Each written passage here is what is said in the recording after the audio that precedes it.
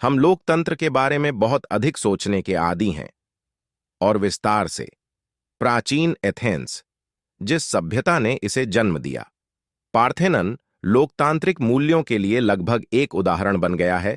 यही कारण है कि लोकतंत्र के इतने सारे नेता वहां फोटो खिंचवाना पसंद करते हैं। इसलिए यह जानना बहुत चौंकाने वाला है कि प्राचीन ग्रीस की महान उपलब्धियों में से एक, दर्शन, अपनी दूसरी उपलब्धि लोकतंत्र के बारे में बहुत संदेह में था।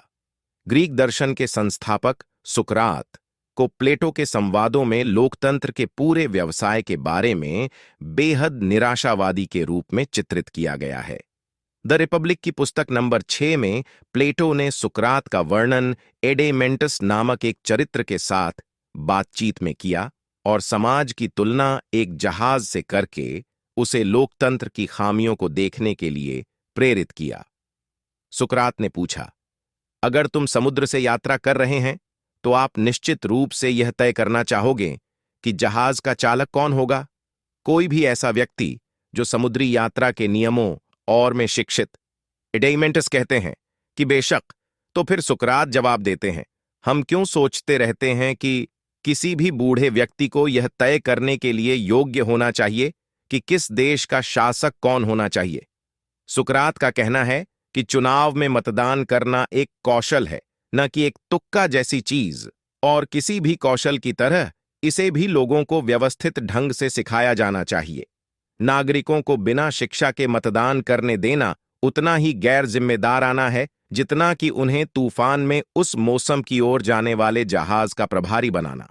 सुकरात को मतदाताओं की मूर्खता का प्रत्यक्ष भयावह अनुभव था।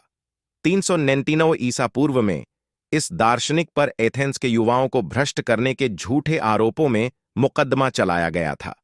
मामले की जांच करने के लिए 500 एथेंस वासियों की एक झूरी को बुलाया गया और बहुत कम अंतर से फैसला सुनाया गया कि सुकरात दोषी था। उसे एक ऐसी प्रक्रिया में मार दिया गया जो सोचने वाले लोगों के लिए, ईसाइयों के लिए, यीशु की निंदा की तरह ही दुखद है। महत्वपूर्ण बात यह है कि सुकरात सामान्य अर्थों में अमीर वर्ग में नहीं थे। उनका मानना था कि सिर्फ कुछ लोगों को ही वोट देना चाहिए। हालांकि उन्होंने इस बात पर जोर दिया कि सिर्फ उन लोगों को वोट देने का अधिकार होना चाहिए जिन्होंने मुद्दों पर तर्कपूर्ण और गहराई से सोचा हो। हम बौद्धिक लोकतंत्र और जन्मसिद्ध अधिकार वाले लोकतंत्र के बीच के इस अंतर को भूल गए हैं। हमने बिना इसे बुद्धि से जोड़े सभी को वोट देने का अधिकार दे दिया है, और सुकरात को ठीक से पता था कि यह कहां ले जाएगा। एक ऐसी व्यवस्था की ओर जिससे यूनानियों को सबसे ज्यादा डर लगता था, वह था जन प्रचार। प्राचीन एथेंस को जन प्रचार करने वालों का दर्दनाक अनुभव था। उदाहरण के लिए, अल्सिबियाड्स का घटिया व्यक्तित्व, एक अमीर, करिश्माई, चिकनी चुपड़ी बातें करने वाला अमीर आदमी जिसने बुनियादी आजादी को खत्म कर दिया और एथेंस को सिसिली में उसके विनाशकारी सैन्य कारनामों की ओर धकेल दिया। सुकरात जानते थे कि चुनाव चाहने वाले लोग कितनी आसानी से आसान जवाबों की हमारी इच्छा का फायदा उठा सकते हैं।